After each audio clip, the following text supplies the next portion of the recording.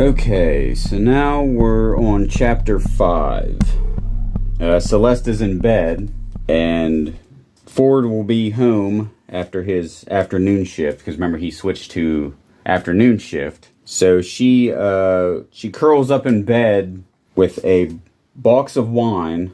She pulls the bag out of the box, crawls into bed, and watches a movie.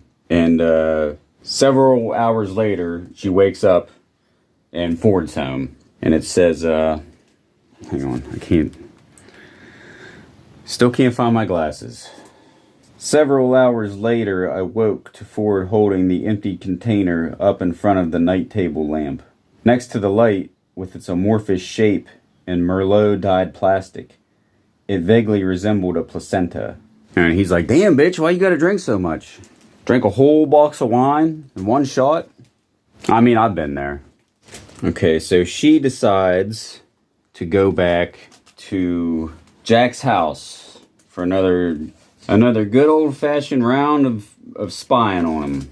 Remember, she's got her binoculars, like a good creep, like any good creep would have. That's part of the creep starter kit. You know, you got your, you gotta have your lotion, right? And you gotta have your Kleenexes, and you gotta have your binoculars.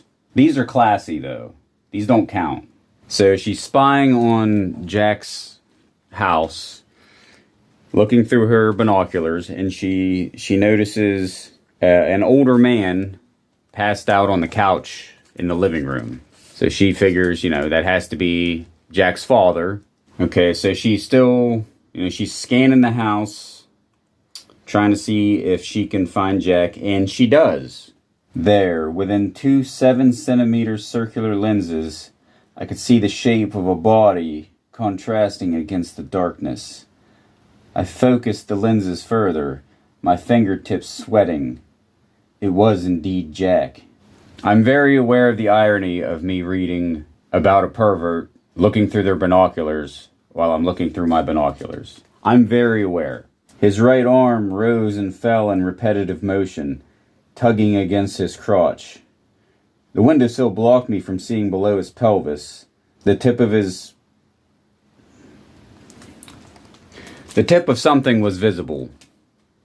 That he is moving his hand up and down in a repetitive motion.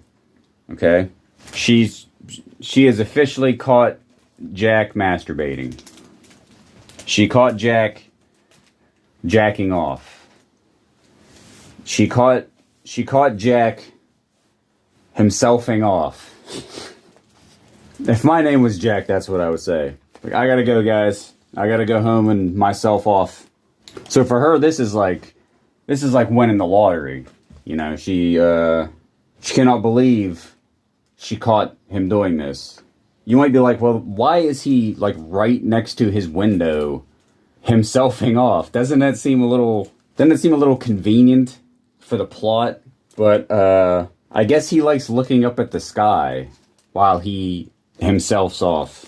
I feel like I'm doing that stupid thing they make you do on YouTube where you gotta say like unalive instead of suicide. That dumb shit. Yeah, for some reason he likes looking up at the sky when he does it. I don't think, of all the countless times I've myselfed off, I guess it doesn't really work with me, but I don't think I've ever looked at the sky to do it. Doesn't really do it for me. But hey, to each his own. I mean, compared to what Jack's looking at, compared to what Celeste is looking at, I mean, there's worse things you could be masturbating to. At least, I guess it's kind of nice it's innocent. Maybe that's the point. So then she goes back the next night, hoping for a repeat performance, but he wasn't there. His window was closed.